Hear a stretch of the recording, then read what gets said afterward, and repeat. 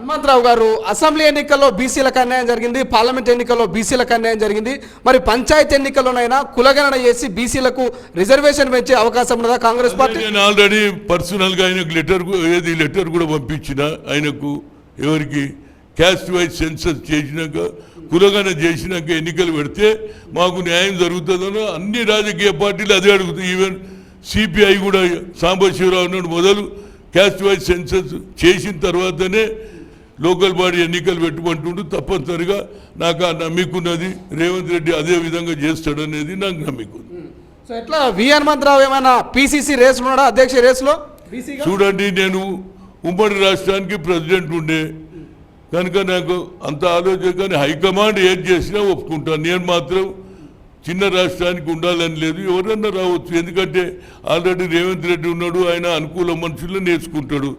నేను ఉమ్మడి రాష్ట్రానికి పెద్ద రాష్ట్రం ఎక్కడ శ్రీకాకుళం, ఎక్కడ చిత్తూరు, ఎక్కడ ఆదిలాబాద్, అంత పెద్ద రాష్ట్రానికి ఉన్నా కాబట్టి నాకు కోరిక లేదు. కానీ హైకమాండ్ ఏదైనా ఇస్తే వాళ్ళ ఆలోచన, నేను మాత్రం ఆలోచనలో లేను. నేను తప్పనిసరిగా నేషనల్ పాలిటిక్స్లో ఓబీసీలకు న్యాయం చేయడానికి రాహుల్ గాంధీ ఇచ్చిన క్యాస్ట్ వైజ్ సెన్సస్ జితిన ఇచ్చేదాన్ని దాని మీద నేను ఎక్కువ ప్రయత్నం, గతంలో ఐఐటి ఐఐఎంల రిజర్వేషన్ తెచ్చిన ఓబీసీ పార్లమెంట్ కమిటీ కూడా నేను తీయగలిగిన కాబట్టి నాకు ఆ శక్తి ఉన్నది.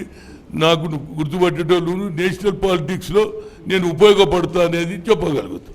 రెడ్డిగా ముఖ్యమంత్రి ఉన్నారు, ఉప ముఖ్యమంత్రి మాదిగ మాలగ సామాజిక వర్గాలు, వెనుకబడిన సామాజిక వర్గం ఉన్నది. సో పిసిసి అధ్యక్షుడిగా బీసీలకు వస్తుందా, లేకపోతే వేరే సామాజిక వర్గం వచ్చే అవకాశం ఉందా?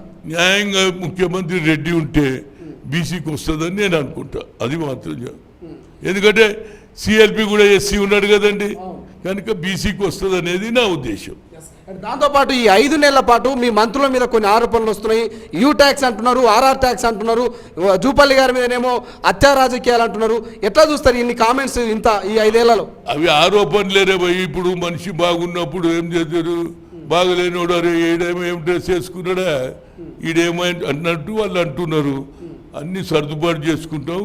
అవి ఆరోపణలే కాబట్టి ఒకడు ఎదుగుతుంటే ఆరోపణలు చేస్తారు కదా.